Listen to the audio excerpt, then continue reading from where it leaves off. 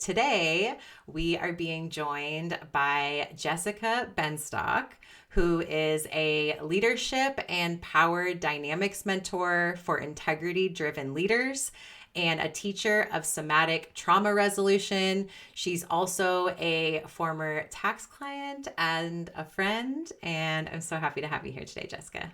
I'm so excited to receive from your gifts. Thanks for having me.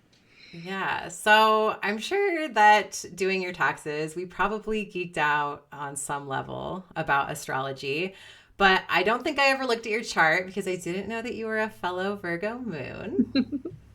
But I'm curious, what is your experience with relating to your chart and looking through the lens of astrology?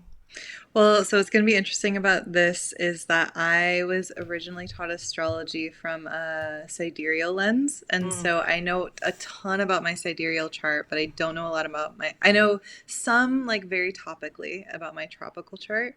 But what I do know even more than that is the aspects, and aspects are kind of the frames. And so I think the more I learned about the aspects, the more I was like, oh, this makes so much sense. And I felt like I could see myself so much more in my chart. And then I hmm also felt like I started to gain this intuitive ability to sense, like, I can tell if people have certain aspects. It's not all of them, and a lot of them are similar to mine, but that kind of randomly became an awareness or like a language around the planetary forces and how they communicate through mm. humans. And yeah, so it's really fun. And then also when I'm teaching trauma resolution, you can notice them. You're like, oh, it's not just your nervous system, it's also this whole series of forces that's working through this person. So, yeah. Yeah, that totally makes sense that what resonates with you the most is kind of the relational aspect of Totally. it that is aspects. Yeah. Because, yeah, I know a big part of your work is that when it comes to those deeper layers of what's going on when conflict or discomfort arises with clients and by the way, disclaimer, I haven't actually deep dived as a recipient of Jess's work, but I love your social media presence. And one of the things that you talk about, that I've heard you talk about a lot, is that we have a tendency to project on and see other people's experiences through our own experience, Mhm. but that there's so much value in understanding that people have different triggers and, that people's trauma is different. And there's just so much overlay there with astrology, which is same, acknowledging that like people are different, they're motivated differently. And if we're not getting to know people on their own terms, we're missing so much of the picture and the point and Mhm. ultimately our ability to serve and support them, right?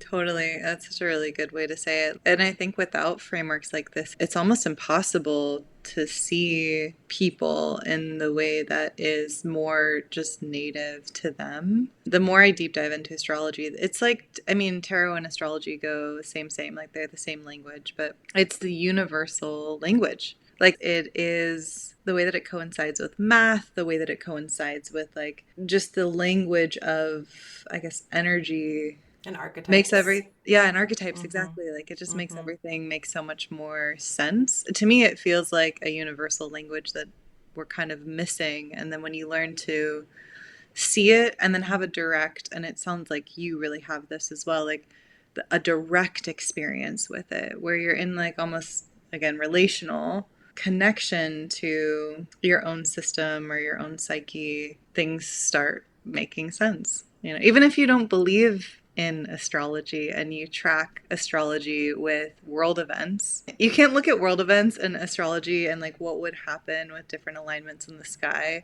and go, oh yeah, there's nothing to this, just because it's just the pattern and the language of how everything works. So whether it's the microcosm of the human to the macro of the outer world, yeah, that's how I relate to it.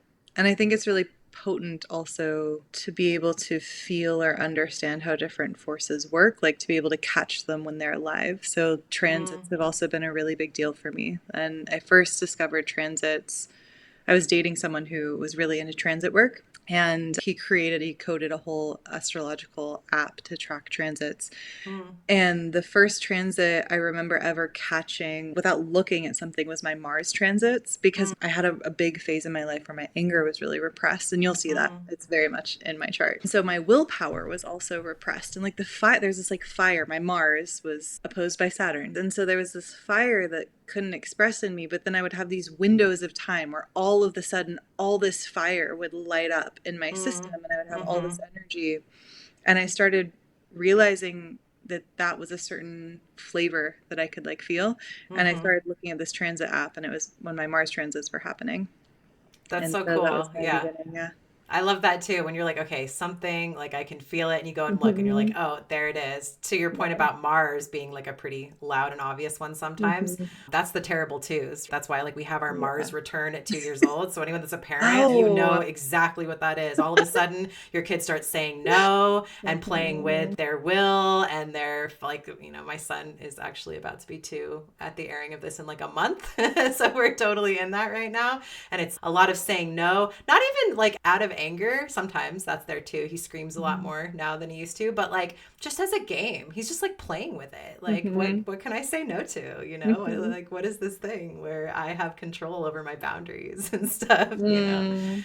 I love that you pointed to, like our relationship with them. My background in astrology is evolutionary astrology, Oh, and nice. could not be further from pop astrology. Like the idea that we can take these archetypes that are ultimately the territory of all that ever was, is, and could be put into 12 boxes. And then we take that box or bucket, and then to think that we could say in any static way what that means about you or what that is or where you're at in your life. It is such an evolving relationship. We have evolving relationships with these archetypes. And Mm. so it's really cool to know those kind of storylines that are those arcs that are playing out in our experience, because then like you said, when we can look at the transits, we can start to piece together those stories happening through time, not necessarily today, tomorrow, and the next day strung together, but this time of the year. And then when, we circle back about a year later, like another chapter gets added to the story. And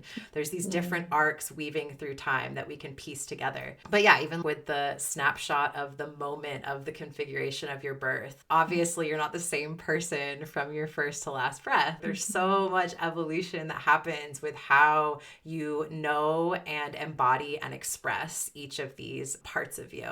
So I want to start with looking at the big three for you, your sun, moon, and rising, which are probably the ones that you're most familiar with. But of course, with your background in sidereal Vedic astrology, you knew them a little differently. And there's different ways to look at the value of, there's no wrong system as far as Mhm. I'm Yeah. concerned. There's ways to understand how Vedic astrology is looking at a certain like angle Mhm. of your life. One kind of reductive way is that Vedic is more karmic events, sort of Mhm. like the unfolding of the big things in your life, and then of course your Mhm. relationship to those. Whereas Western is more inner psychological subjective Mhm. experience. So obviously there's overlap there too, but I Totally. think the biggest unfortunate thing that almost seems to like discredit it or make it seem like one's right and one's wrong is just that we use the same names for the zodiac, but we're kind of talking about two different things. We're mapping it differently. So, Hmm. Yeah, um, totally. And I think one of the things with that that made me understand it more, because I've heard a similar thing that like sidereal can be more like deep unconscious stuff, and mm, then tropical can be like your psyche, your relationship to yourself, your like like your what's here, what you're interact. consciousness. Yeah, Yeah, yeah. exactly. I like that. But the aspects stay the same, which Right. is like, so we're the same configuration between Mm-hmm. the planets. It's just a different, like you said, window, which is Yeah. so cool. And then I'm a Gemini in both, so I Oh, think it's a cool. bit easier for me on a like ego identity level to be like, nah, Yeah. where like Either certain way. people are like, oh my God, my sun sign changed, and that Right. feels some kind of way for them. But Well, not only I'm because it's the excited. same in both, but just being a Gemini, you're like a shapeshifter anyway. You're That's like, true. whatever, today, tomorrow. Yeah. Yeah, so we'll start there. I mean, you could not be a more exaggerated Gemini as well. because Gemini is kind of that third archetype, that mercurial archetype as well. So you've got Sun Mercury conjunction, which a conjunction is like they're holding hands. Yours are the same exact degree though. So like your Sun and your Mercury are basically fused together as one part Mhm. of you. In Gemini, that same archetype, in the third house, the house of that archetype. So you've Oh. just got all of those components as one part of you. And to this thing that we're talking about, that like, let's ditch pop astrology. I mean, sure, we could start with the kind of overarching theme of communication, right? And something that I super respect, value, and admire about you and what you share is the way that you communicate. You do a lot of like face to camera stuff in your stories, and like your ability to articulate both, and this gets into the meta, that you're communicating well and what you're communicating about, kind of the same arena, because that's what the houses are. What is the kind of motivation, the style? We're talking about good communication.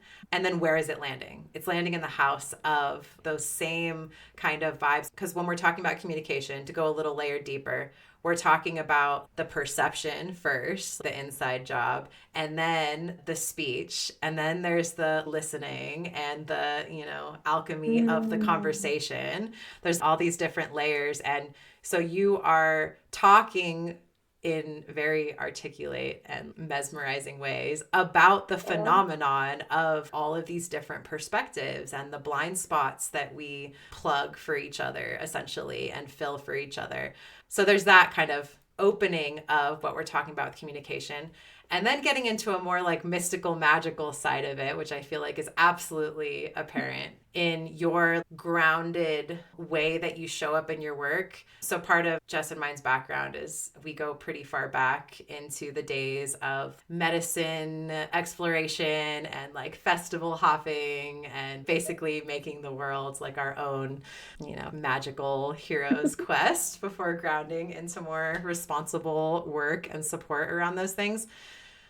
And so I can't wait to hear where this has taken you or what your experience is of it. But just to set the stage for a deeper understanding of that Mercurial Gemini archetype, is that it goes back to the mythological roots of Hermes, who can travel between worlds. And the reason that he is granted that like access pass is because of his ability to translate what he sees and experiences beyond the veil Mm. when he comes back for people.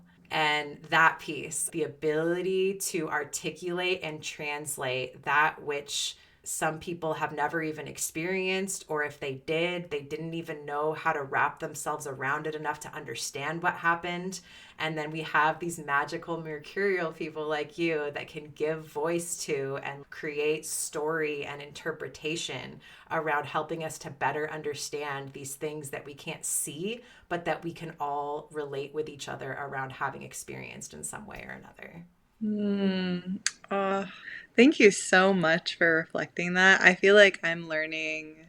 When you have a gift that's just natural, like you were born with it, like you don't have to work for it, it's almost hard to see because it's so native and innate. And I feel like what you just described, I'm really letting in a way that feels really nourishing to hear. And I do resonate with all of that. What's so strange is it feels like I don't think I would be able to articulate this if I hadn't done so much work with subtle energy, but it actually does feel like taking something from a psychic field and as I'm speaking, so it's a very active thing. It's kind of like translating for me as well. So Mm, I'm a really verbal processor and I've had to learn to like, especially like my partner or like close friends, I have to be like, "Can I talk so that I can understand what I'm feeling?" Because yeah. if I'm not in that kind of communication, it's hard for me internally to even translate what's going on. So it feels very, I don't know, like weaving or like pulling psychic threads out alchemically and communicating them. And I find that happens all the time when I'm teaching. Mm, Because when you're teaching people, yes, it is somatic trauma resolution, but it's really like you're doing alchemical work on someone's psyche and subconscious so that their soul can be more present and their pain and their wounds and their emotions can not take up the space where the soul and the intuition can be. And so I find myself in all these situations where I'm having to explain something about a shift in someone's subconscious that's so subtle, or how to do something energetically to allow the space to open up inside of someone's really vulnerable spaces, that it feels like I'm translating something that's happening on some other level or plane than the mind. And then I also feel it quite a bit with collective fields. Anytime there's polarized stuff socially online, it's almost like I can feel the psychic fields of things. And I've learned over time to really trust naming something, even if I don't really Yeah. understand, like I don't have an answer for it. Mm-hmm. I'm just like, this is weird. Are you feeling that? Because I'm Yeah. feeling that. And I get that reflection so often of, oh my God, thanks for saying that. I have been feeling that, but I've just been feeling it as like underlying anxiety or confusion Right. or whatever. The feedback of it back and forth also feels like a really important part to your point about like, well, what's important in communication. For me, as the channeler of it, Mm-hmm. it's just as important to get the feedback from other people to continue that communication. So it does feel more like Right. being a bridge. And if it's just being by myself, it doesn't like work as well often. Or Right. it'll end up like writing poetry or, Mm. something more like personal. Yeah. Yeah. Yeah. So breaking down Gemini to its basic parts, the building blocks of it, obviously, we're looking at the air element and we're Mhm. looking at its expression through mutable movement, which is dynamic, give and receive, kind of spiral Mm. momentum type movement of the air element. So Mhm. you just said it really well. There's a reason it's the twins. Like there has to be this feedback loop of this Wow. idea inspiring this idea, inspiring this idea, and kind of passing it back and forth to create this emergence that's greater than the sum of those two ideas or those two idea sets. That's amazing. Mm-hmm. I don't know why that makes me like slightly, that just like brought like a little bit of tears to my eyes. There's something like Mm, so beautiful about how you just explained that as a force. Because it is. I mean, anytime I have been censoring myself or blocking, anytime my throat's blocked, essentially yeah. because of fear or anxiety or some emotional thing I'm going through, and I isolate, which has been my go to in the past when I'm under stress, just because that was my coping skill as a kid. It really does block something. And it's Mm-hmm. taken my Saturn return, which I know we'll talk about later, to Mm-hmm. realize like, oh, when I'm in this particular kind of pain, I actually need this back and forth exchange to Yeah. be able to come out of it. But what you're talking about is such an alchemical, like you said, dynamic Mm-hmm. process. So, Yeah, and so it's your sun that we're talking about. So I mm. like to use the language of doing your sun. So, Mm. when I do an astrology session, I'm not like telling you anything you don't already know about yourself. There's no like left field ahas. I'm just kind of similarly, I have a lot of mercurial energy in me as well. I'm just like giving voice to these things that you already know about yourself, but it's helpful to understand like what the part of you is that's activated when you Mm. are aligned in that way. So I like to use the language again of like doing your sun. So when you're doing your sun, when you are in your example like not self-isolating and allowing yourself to enter that flow of exchange of ideas with somebody in conversation, you are basically activating, similar to the sun in the sky. It's poetic in its reflection, as above, so below, of our understanding of these parts of ourselves. The sun is the gravitational center. So, Mm. doing your sun is what helps you to feel centered. Mm. And it's also your energy source, right? Just like the sun in the sky. So, when you are not doing your sun, when you're isolating and not Mhm. in that Gemini flow, Mm. you probably don't feel a lot of energy. It like cuts Mm-mm. off that energy source. Totally. And then you feel scattered. It Yeah. feels like maybe you're not connected to that solar center ground that makes all your other storylines make sense. And then they're just like all of these separate things kind of happening.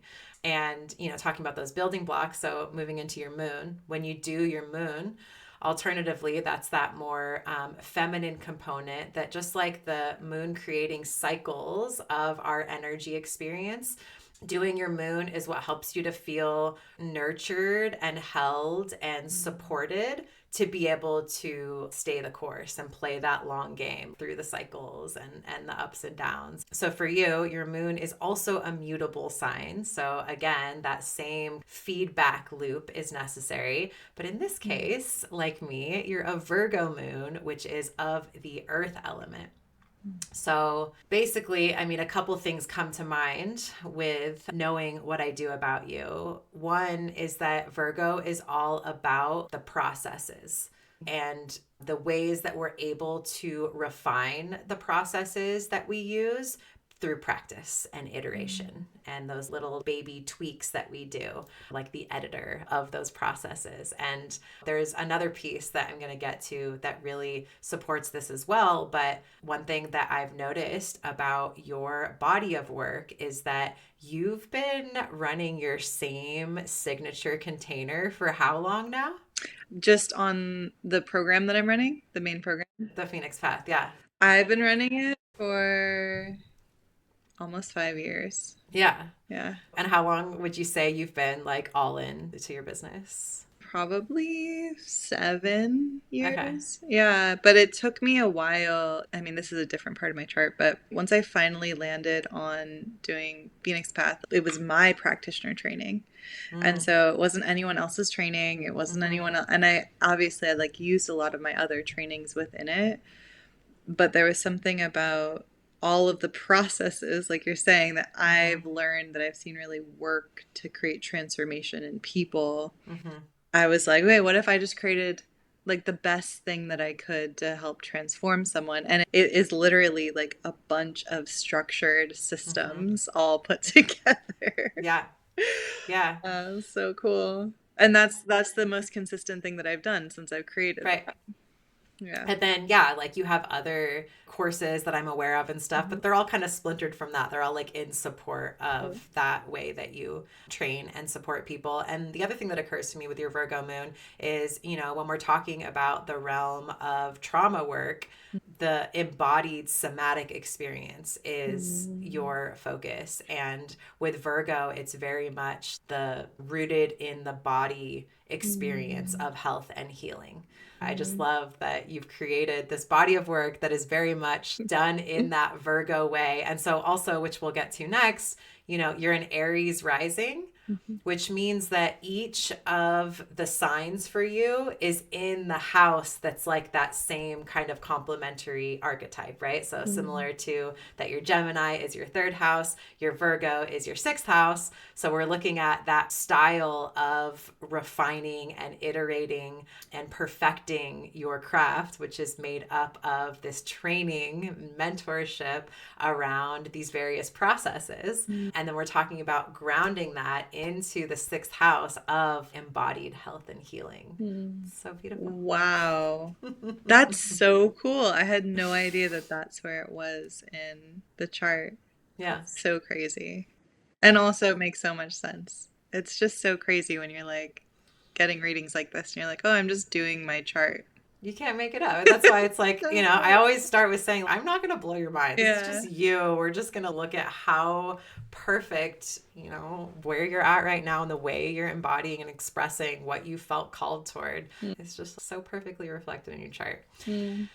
Okay, so we went air with your sun, we went earth and grounded with your moon, and now your rising brings in your fire and Mhm. the leadership piece. Mm. The way that you talk about your mastery of these things that you have been exploring and that you teach, there's so much that communication piece, that refined Mm. articulation. There's that, grounded piece. I remember one thing I saw you talk about once that just stood out to me so much was, I forget what like big crazy thing in the world had just happened, but you made it a point to say, to like speak to it, but be like, look, I'm not just gonna like emotionally vomit my immediate impulsive reaction right now to you guys. Just so you know, I'm right there riding the waves with you, but I'm gonna take some time to really feel Mhm. into and integrate what this is bringing up for me before I share it. And that really struck me as that grounded piece. I mean, maybe it was Mm. the Virgo moon in me, like namaste, feeling the Virgo moon in you, but I was like, okay, cool. Mhm. But then, even so, you talk about things in such a heady way and in such a grounded way. You have this fire and this, I Mhm. mean, one way to think about it with Aries. So, again, building blocks, we're looking at the fire element and the outward expression of it. Mhm. And so, almost paradoxically, on the one hand, it's the archetype of the fool, Mhm. to just rush out just with absolute confidence and conviction. Like, I know exactly where I'm taking my next step, I know Mhm. exactly what my next move is. And that's the one missing piece from your big three that we didn't speak to yet until getting to your Mhm. rising sign, is that leadership piece of I don't know how, I don't really know with what, I don't know with who, but I absolutely know that this is my direction. And so there's Mhm. this masculine quality of rootedness and certainty with the actions that you take and the moves that you make, at least from the Mhm. outside. Oh, there's some inner wobbles that definitely happen. Mm-hmm. But I mean, I feel like, what's so interesting is that fire has always been there, but I've had so much experience with like the feeling of the force of Mars, which I think is ruled by Aries, right? Yeah. Mm-hmm. Being suppressed. And then it's been this journey of like every time I actually do find it and every time I can feel it, there is definitely the Virgo nature of, okay, this is also an emotional reaction. So we got to be aware there. But the ability to connect with that has been so pivotal at so many junctures of my life. And it took a long time for me to recognize it in myself. And I don't know if that's something that has to do with rising signs at all, but it was something that other people would see in me a Mm-hmm. lot, and I would always find myself friends with like fiery people, but I would always see myself as not the fiery one. I'd be like more the watery one, and I can be quite sensitive and soft, but I have this fire and intensity too. It just took a long Mm-hmm. time for me to be like, oh yeah, that's in me. That's why I like this thing. But other people, I've had so many friends that have been like, what are you talking about? It's like silly. It's a silly thing to say that you don't have fire. It was almost like a maturing into that has been my experience of it. But initiating, like, I want to go there, I Mm-hmm. want to do that, Mm-hmm. that's been there the whole time. Yeah. Yeah. Yeah, totally. Well, and yeah, I mean, that's something that I really respect about your work. And that was an example of where you're like, hey, I'm going to like go through this process in myself before I actually talk about it with other Hmm. people. That you don't teach or train people in anything that you haven't intimately experienced Yeah. yourself. This other piece that I want to bring in that complements what some of the stuff that we were talking about with your Virgo moon is I like to look at what I call your money mode. And so we're looking at the money axis in your chart and the movement of energy that is part of your design for that. Mm. And what's interesting is that most entrepreneurs, at least the ones that are attracted to me, the ones that I look up, are not the one that you are. Mm. And I like to think about them with the metaphor of the different relationship types of polyamorous, serial monogamous, and lifers, Mm. and kind of helps to better understand it. But of course, we're talking about your relationship with money, with Mhm. earning and investing, and what your style is with that. And so, most entrepreneurs are either the serial monogamist or the polyamorous when it comes Mm. to money. So, what those two have in common is this tendency to get bored easily. Mm. And so, Yeah, one that of the makes so ways, much sense. and you don't have that. And so I think it's really beautiful and telling. Obviously, as we talked about with Virgo, there's this very deep soul nourishment that happens for you to just really devote yourself to something and really Mhm. focus on iterating and refining it. Mhm. But that's also your money mode. And typically what I find in the Mm. rare few, the less common, entrepreneurs that have this money mode is that, similar to you, it's this one signature program. And once you find it, Mm. you're like, this is the container to evolve my body of work. There's not that same feeling of boredom that sometimes shows up as like shiny object syndrome, Mm-hmm. but it's often an affirming thing where I'm like, actually, I mean, it might show up that way sometimes, but you're actually just designed to like tune into when you feel bored somewhere and Mm. let it take you. But yeah, for you, you're a lifer. And that's not to say that it won't ever shift and evolve, but when it comes to how you make your money, the container in which you make your money, and that you invest your time, money, and energy into to grow and evolve, it's very much about going the distance, going the 10,000 hours, and letting that be that container that holds and supports you without feeling like you need to shoot off in other directions. Mm. It's so cool to hear that. And this is part of my chart. This is something on my chart. Yeah, so this is the opening archetypes into your second and eighth house. So your Ooh. second house is opened by Taurus, your eighth house is opened by Scorpio, and those are fixed signs. So you have Mm. the fixed money mode that I call the lifer archetype. I've found really recently that it's interesting to hear you say this because right now I'm in the middle of creating another program. But the way that I'm looking at that program is a complementary to the Phoenix Path. So the Phoenix Path being like this deep in depth, becoming the Magi or the Transformer, the Alchemist. And then the other program that I'm creating right now is like a very outward facing program. So like leadership and leadership skills and the Mm. power dynamic aspects of things that they're just a different skill set.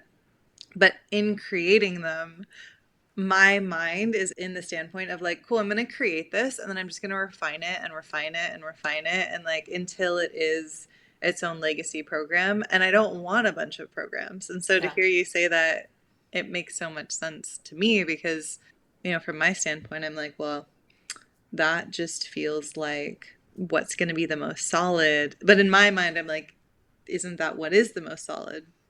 Is not for everyone. Don't you probably notice a lot of entrepreneurs seem a lot more like kind of all over the Oh, place? yeah, absolutely. And it wasn't until I had the awareness, a friend of mine told me, she's like, oh, no, you're creating like a legacy program. And I was like, what's Yeah. a legacy program? And she was like, you're just creating a program that's going to be like lasting for a really long time. You're a lifer. You're absolutely Totally. committed.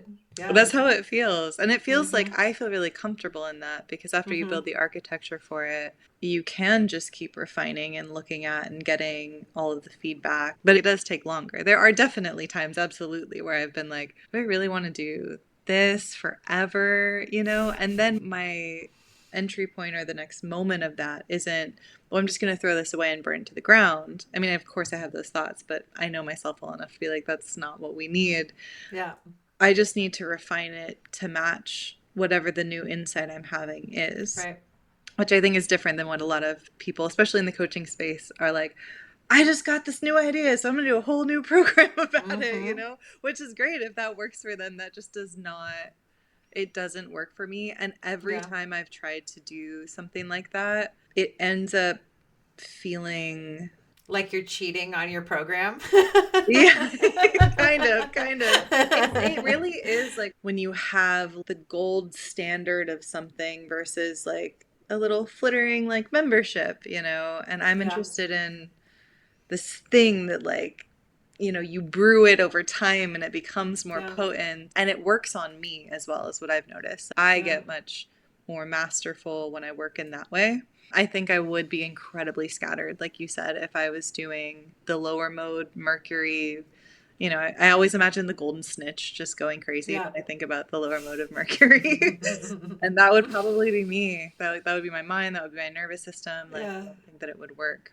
It doesn't feel like I can rest into it. Mm. It's so cool to hear you talk about it because I am a polyamorous money mode. That would be the death of me to have to stick to one thing forever when it comes to my business.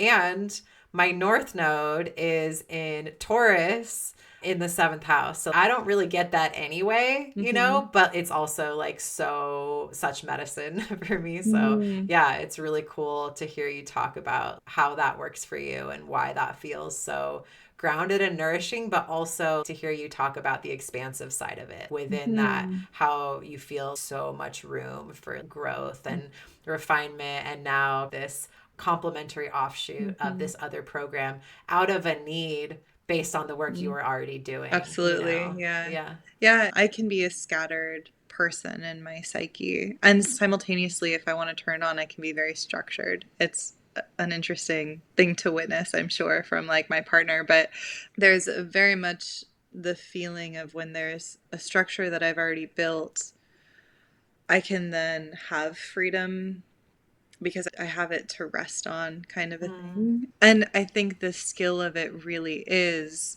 to continue to tune into myself so that if there is newness, I can allow it to grow and make sure that I'm not being too rigid because then I'll yeah. feel stifled and then resent the thing that I've created, which is Yeah. never fun. But it's really cool to hear your perspective of it too, because I can see where having the ability to explore and experience yourself in multiple different creations also makes sense as an evolutionary path as well, you know?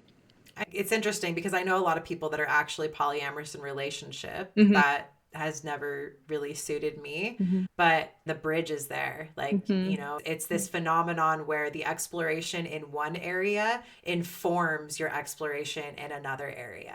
So there's this kind of like bouncing around for me between different Mm-hmm. projects and ideas where I get an idea over here and it's like the missing piece that I needed for this, and, Ah, you know, kind of building that's on each so other like cool. that. Yeah. Yeah, sometimes I need like a sprinkle of that. I think there is when we talk about this, I can see the lower mode of like where, and even right now in my business, there's places where I'm like, I think maybe I've gotten like a little too rigid around this, or how can I feel more expansive there? But that's also such a like body based experience for me, Mm.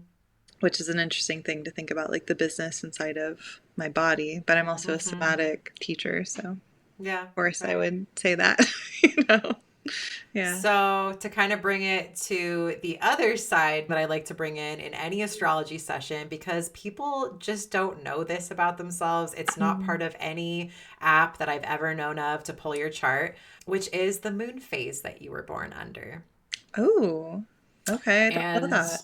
no, nobody does, which is wild because if you think about it, Mhm. like from moment to moment, from day to day in the present moment, without looking anything up in an ephemeris or, you know, a chart software, the one thing that is obvious and loud, both energetically and visibly, is the phase that the Mhm. moon is in. And, you know, even people that like don't pay attention to this stuff know the difference between the feeling of a new moon and a full moon, you Mhm. know, Totally. in the air, in the collective. It's a Mhm. very different polar, very polar experience. And so, you know, the moment that you took your first breath, you were imprinted with the energy that you were born into. And so that was such a biggie, right? It's like where you Mhm. were at. So, knowing this about yourself is really helpful, both from the quality side of it, what that energetic signature is that's part of, like you were saying with your son, kind of just like a natural lens that you have that you're Mhm. like, doesn't everybody see stuff this way? It's just, you know, built into you. But also, it's really cool to know what your time of the month is as far as this goes, because that's Mm. the time of the cycle that is your home base that you likely Okay. feel the most resourced and grounded. So, all that lead up to your moon phase is a waxing crescent. Okay. So, right after the new moon, Mhm.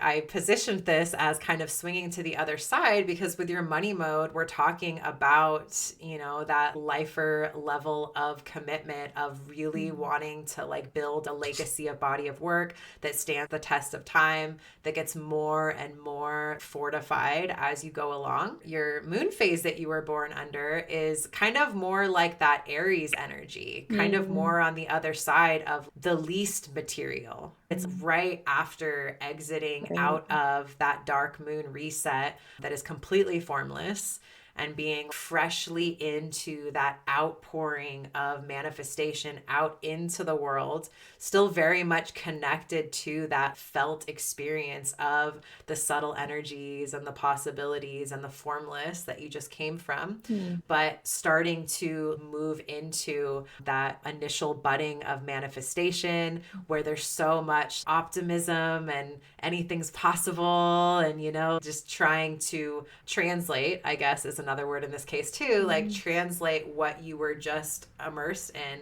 into how can I actually bring that into this world. And it Mm. still is not met by the limits of this world yet, or the contradictions, or like any of the things that are going to be challenges or obstacles yet. It's still that pure possibility of how can I turn those ideas into something that I can actually present and share with people. Mm. That, oh my goodness, there's so many things I could say about that. I feel that so deeply in the way that I navigate, especially in my business, but also in my social media presence. And it's so cool because I totally blamed this on Uranus being conjunct my North Node. But it's so cool to hear it from this angle because it feels to me often like the more I get comfortable with my voice, the more I get comfortable with resting into myself and saying all the uncomfortable things, because I feel like the online space is just inherently like, oh, well, let's just pour more tension and don't say this and don't say that. So breaking out of that Mm. to me has been a whole process, but not just for myself. It feels like on the edge of that there's something in our more collective evolution that's maturing. And I'm really interested in what that is. And Mm. I've recognized that that's not the most common or usual perspective to have, because I think so many people are caught up just in the modern, like, what are the common memes going around, or group things, or culture? What's the common culture, right? Mm-hmm. And right now it's so reactionary, but Mm-hmm. I feel it more as this reactionary thing is creating something that is evolving human consciousness and our generation and the generations behind us, as in the younger generations, that I feel like will mature into something that I'm really interested in. And I don't even really know what it is, but I Yeah. feel so connected to that because it feels like it's more awake, it's more mature, it's more aware, it's more clear, it's more agile, and that Mm-hmm. to me always feels like it's some kind of bleeding edge that I'm always looking towards, because I'm like, I want to be a Hmm. part of that, but I also want to be a bridge to it as well. And when I say that, like, I don't even know what that fully is yet. I can Yeah. just feel it somewhere. So that's my Mm. experience of what you just said. And what you just said put into words, I'm like, oh my God, that is a force in me that I feel, Yeah. but I've Yeah. never even So articulated loud. it. Yeah. Yeah. That's so cool to hear how that shows up for you, because obviously with the phase of the moon, we're talking about the combination of the sun and the moon that makes Mm. that phase. And so much of what you just talked about, of what your experience of that emergent possibility is around curiosity. You know, your Gemini Mhm. sun is just Yeah. like so curious what's Yeah. coming. And then your Virgo moon is like this knowing that something is slowly like shifting and changing. That Virgo Mm. baby step path that can, move mountains Mm. through its So endurance. cool. Yeah. I'm so Yeah. surprised. I've never heard someone talk about the phase of the moon you were born under. I mean, the Right. only time I've heard of it is if someone's born on a full moon or born Right. on a new moon. But the like Exactly. all of us who weren't were just like, oh, Right. whatever. Yeah. What's interesting too is I found that when it comes to entrepreneurs, Hmm. or again, at least the ones that I end up looking at their chart, most entrepreneurs were born during a waxing moon, not a waning moon. Interesting. Yeah. So, That makes sense. that doesn't it, right? That like quality of wanting to birth and Hmm. manifest and like turn their ideas into something tangible. That's Yeah. so cool. Hmm. It's such a subtle thing too, because I wouldn't think, like, I think about the moon as being obviously more of an influence, but this subtlety of how the moon expresses, this is what I love about astrology. It's a whole fractal. You could just keep going Right. deeper and deeper. But the Hmm. subtlety of how the moon expresses, it feels to me like a flow of Hmm. energy that we're just completely unconsciously like following, basically. Yeah. Yeah. And as a business astrologer, again, it's like I Mm-hmm. mostly relate with waxing moon people. It Mm-hmm. kind of begs the question, and I'm sure I'll start to get some ideas after posing it. Like, who are these waiting people? What are they I doing? know, right? I was you just wondering know? that too. I wonder if Yeah. they come from generational wealth or like, Mm. something that's, I wonder what the energetic of that would be. you Yeah, the know? common ground. I know. Mm-hmm. It's interesting. So let's see, a couple more things I want Mm-hmm. to touch on before we close here. One is that you took my money attachment style quiz. I did. I'm nervous to talk about this. Firstly, I imagine that you are very familiar with the attachment styles when Very it comes to familiar, intimate yes. Too relationships. Okay. familiar sometimes. Yes. I figured Yeah. with your, trauma work and Mm-hmm. everything. So you got the anxious attachment style, which I don't necessarily love the words that we use for those anyway, Yeah. anxious and avoidant, especially when it comes to money. Both of them have their own kind of superpowers and then their Mm. handicaps and then their respective pathway to security, Mm. and financial security. Before we even get into it, would you say that and sorry to get so personal, Oh, good. next to your nervousness, but in intimate relating, do Mhm. you lean anxious attached as well? At the beginning of my life, I did, and then I did a lot of work and went through some other hard things, and I will now flip. So I would say it was a native thing based on my childhood, and then I've done Mm-hmm. a lot of work on it where there's a lot of security, but I notice depending on the other person, I will flip to the opposite. So if Mm. they're more anxious, I'll get more avoidant, and then if they're So more Gemini. avoidant, I You're know, like, I'll right? meet you. I'll Just match you and can't dance. choose one. And that was a big shock for me because I didn't understand it. Because when you're a native anxious attachment style, avoidant attachment style, people just seem like assholes, You're Yeah, like, for what are sure. you doing? And so I didn't understand the feeling of like suffocating or feeling the pullback or just the need to be alone to like feel myself. Yeah. Um, but I know the anxious attachment style very well, and I resonated a lot when it came to the money thing because Yeah. of, I mean, I also was wondering if I was going to be like what is it called? Disorganized. Yeah. It's a all over the place one, Yeah. back and forth. Yeah. Yeah. Hmm. Yeah, so for better, for worse, they're both just different ways. I do find that a lot of people, at least that come to me to be supported with Hmm. my mentorship around money, Hmm. are typically in the avoidant, just Mm. to paint a kind of bigger picture. Yeah. I think that it's quite common for magically minded creative people, which Yeah. is a lot of the people that I attract, to just be more like in the flow with money. That used to be Um, me big time. yeah, yeah. So, more like how do I feel in the moment in terms of charging, really leaning in and paying attention when you need to, but not like as a nurturing rhythm.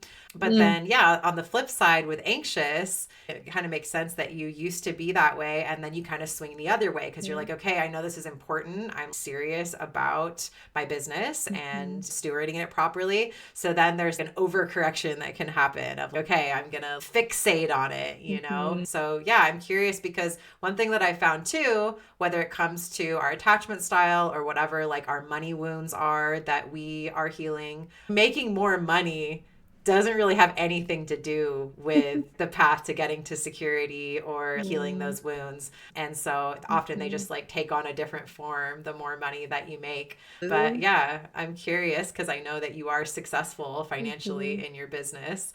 I don't know, anything that you want to share around how your attachment style with money, Hmm. which is currently anxious, how that's evolved as you've scaled your business and as Mm. you've made more money. Oh my gosh. This is one of those communication things where I think about it a lot, but actually saying it out loud is probably going to help me a lot too. Mm, mm-hmm, So, I definitely grew up in the culture that we grew up in where I was just like, woo, made a bunch of money, gonna spend a bunch of money. And that was kind of the flow. And it was very much attached to the idea of like manifestation, mm-hmm, because that was the paradigms that I was in, and I very much believe in manifestation, but I was very much in a subculture slash like questionably slash maybe not very legal slash not legal at times growing up in Northern California in the cannabis mm-hmm, industry before it was legal. And so there was this feeling of like there's this abundance of this plant that I didn't even smoke. And I was just like, okay, well, I can use this as a way to not be in the mainstream. mm-hmm, But what that did was I actually made me become under the illusion that there was always a way to make money around me in that way. from something that I wasn't interested in at all. Mm. But, I wasn't taught to save. I was just like, oh, the universe will provide, and I feel really good today, so I'm going to buy this, whatever, $300 hemp jacket or whatever I was Mm-hmm. doing, because it makes me look like a priestess. And that would end me up in spots where I'd then be like, oh my God, I barely have anything. I've got to scrounge or manifest or figure out where I'm going to go. And then when I started my business, I really cared about what I was doing, but that same pattern came along with me. And I really resisted structure. So I was definitely the avoidant type. Like I didn't want to look at what my bank account was. I didn't want to experience the anxiety basically of checking in. And I was more in the magical thinking of, well, I'll just create more. So Mm-hmm. it was almost like I had the thought that looking this sounds so stupid now, but looking at my bank account inhibited my ability to like manifest more because it would, Interesting. yeah. And this was like, early 20s. So Yeah. I've matured a lot since then. Yeah. Do you mean that you were like making it too real, getting too grounded about it or something, Yeah, that it would like take you away from that magical abundance I think mechanism? so. Yeah, Okay. because it's I mean, money's such a Saturnian principle. So it's so Yeah. like, it shows you the finite. And I think that I was very disembodied in a lot of ways. And I was very resistant of the finite. And I didn't want to feel held down by it, which Yeah. of course created the shadow of being held down by it because I wasn't paying Right. attention to it and I wasn't nurturing it. And it took me a long time to realize I wasn't valuing it. And I Mm. didn't really equate those things. And then as I've had a business, even as an entrepreneur, depending on how you run your business, mine runs on launches that happen every 6 months. Sometimes I'll do one, every 4 months, depending on the program. And then I have courses that I could just sell that are pre-recorded. And so when I say it took a long time to mature, that's a really nice way of saying like I went from really high highs to really low lows Mm-hmm. because even as I scaled, that pattern scaled with me for a long Yeah. time. And it took a while. Like there was two very specific moments where I had made more money than I'd ever made. My programs were more successful than they had ever been. And then I didn't feed other parts of my business. I was just looking at, okay, well, I've got everyone in my program. I can do what I love most, which is teaching and giving the service that I give and like holding people in their transformation. And so I wasn't actually feeding the lead generation aspect of my business. So I stopped making content. But then I was still under the total unconscious bias that, well, because this launch went so well, the next one will too. Yeah. And this is also in the middle of, we had COVID and then we had stimulus checks and everyone's like, I've got money to pay for things. Mm-hmm. Everyone's like, this is going to be like this forever. And then we had inflation. And so there's all of these waves. And I had two specific moments where I had made a lot of money and then like I invested some, but I was in that I'm abundant, it's going to happen again mindset. And Mm-hmm. then it didn't come as easily. And there Yeah. was two specific times where it was like I went into panic, like survival panic. And I was so somewhere like disappointed in myself, where I was like, why didn't I take care of myself the way that I Mm. should have taken care of my past self wasn't actually thinking about my future self. Right. And I really made it a point in those moments, maybe a little to the extreme, to your point, to be like, I will not do this to myself again. Mm-hmm. And then I did one more time. Mm-hmm. And then there's other things happening in my life at that point that I was like, okay, well, I could spend a little bit more. I just kept getting a little bit more lax and a little bit more lax. I caught it earlier on, so I didn't go into it as hardcore of a survival response, but it was enough to rattle my nervous system. And so I think having those experiences made me more aware of tracking, but now I can feel the shadow of the tracking, which is Yeah. like, well, that doesn't feel very expansive. So right now I'm in the middle of trying to find that middle ground where Mm-hmm. I'm tracking and I want it to feel like feeding and like nurturing and nourishing something. And it doesn't quite feel like that yet. I'm starting to get glimpses, which is such Mm. a good feeling of like, it feels like taking care of not a child, but like it feels like taking care of like a plant or like a garden. Yeah.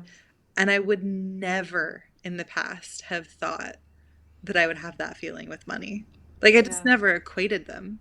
I was like, oh, I Mm-hmm. equate really high highs with this and really low lows with this, but I don't equate this like almost like mothering, nurturing, stability, self care Yeah. with the way that I pay attention to my money. And so, like I said, it's only been glimpses of that feeling, but it's starting to happen. And I'm starting to see more of the long term benefits of it. So that's kind of where I'm at right now. But there's definitely a hypervigilance, and it's great. I would rather be hypervigilant right now of the amount of money I have now versus like not having that much and then being Yeah. in survival response.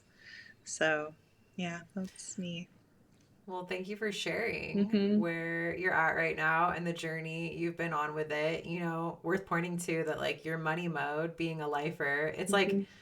yeah, sure, it's your offers and like how you're making your money, but it's also Mm-hmm. like how you make your money and how you invest your money and like Mm-hmm. everything that you're talking about right now. Like it is in your design, absolutely, to have that like Taurus, stable, future looking, like grounded relationship and the same like that legacy program Mm-hmm. that you have already gotten really good at nurturing. The invitation is here, and it sounds like you've already been moving into it and into that legacy wealth and like what it looks like to steward that, Mm-hmm. the money that you're Yeah. making.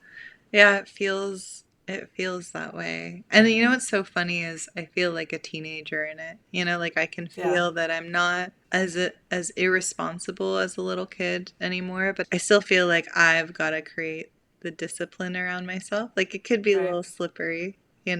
It definitely is a journey. So this is good to know that it's in my chart to make it to the goal that I that It I have for is. myself. And the last affirmation that I want to reflect back to you is that you are so recently landed in your second Saturn cycle after Mhm. your Saturn return. So, Mhm. talking about it as feeling like you're in some kind of adolescence, like you're still Mhm. such a baby adult. Like you are Mhm. absolutely in the adult phase now, but you're at the Mhm. very beginning of it, Mhm. and so, yeah, you're just entering into the next 30-year cycle Mhm. of maturing into and feeling really rooted into your adult, phase of your Mhm. life. So, yeah, no doubt that after the work that you've already done, and that was before even getting to your second Saturn cycle. So, you're 33 at the Mhm. time of this conversation.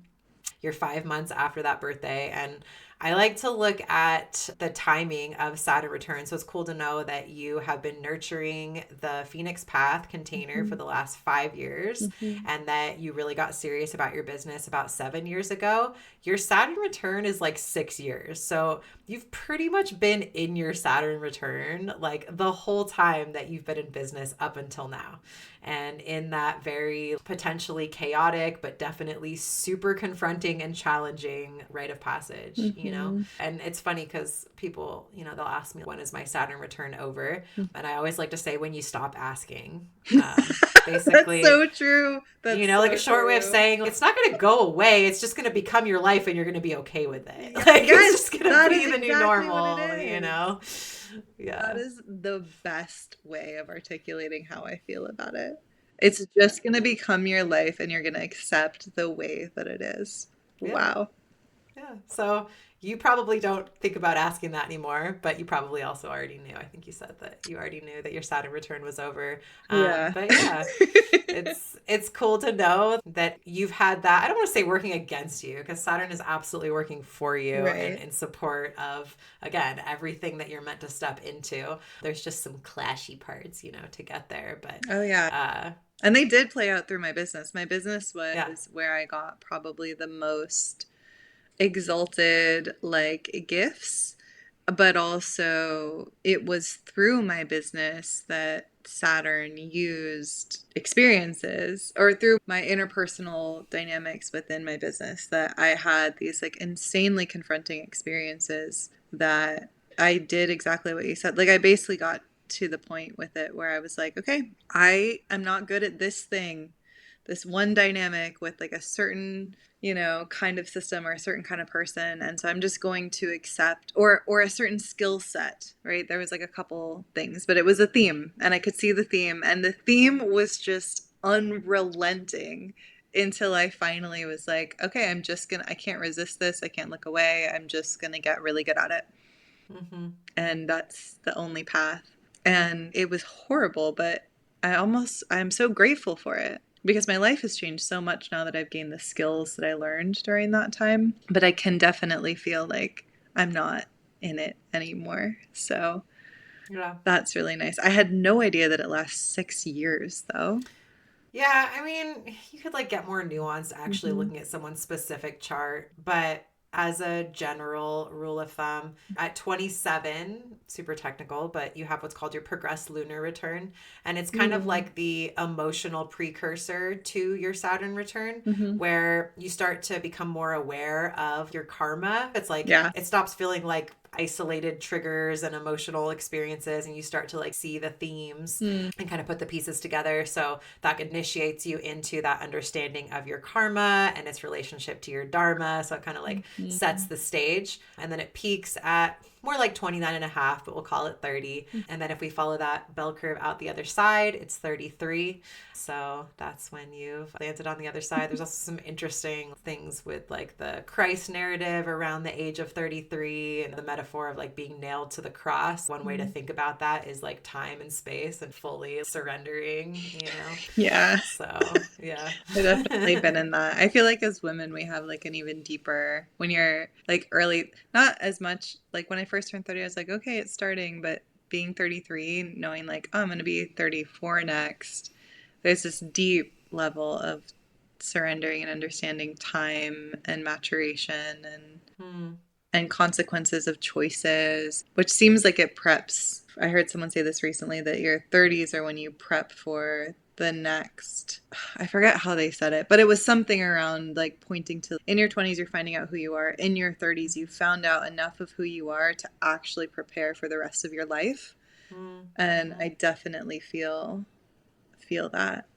So, yeah. Yeah, I can definitely relate to that. Mm-hmm. I'm around the corner from 40, so I'm Mm-hmm. about to be entering that part. And Mm-hmm. granted, becoming a mama and starting a family Mm-hmm. and letting go of my tax practice, I mean, there was so Yeah. much death and rebirth that just happened prior to this shift. But yes, I definitely feel like I am finally on track and clear. Yeah.